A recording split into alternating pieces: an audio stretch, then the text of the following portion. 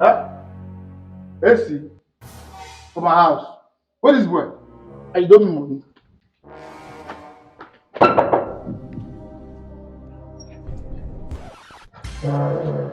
My landlord. Good day, sir. No greet me. Wetin be that one?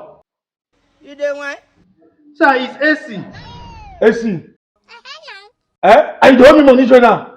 Sir, the girl I want to marry, she came visiting, so I have to prepare AC for her. Eh? So you go buy AC because of woman. And you give him access they had you. You get it? And you dey use AC for my house. And me be landlord and dey sleep inside heat. AC get AC, air condition. And me landlord don't get for house.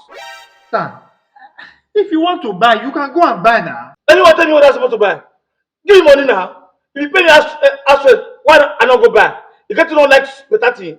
Sir, I have said I will pay you. If I have money, I will pay you. But I tell you one thing. I give 3 hours to put down that AC. Come my house, confess man. The yes, so for waiting now. Sir, you are infringing on my fundamental human rights. Okay, you go court. By the time I don't pull out that your AC, I'll pull out. At the come, I'll pack to come. Rubbish.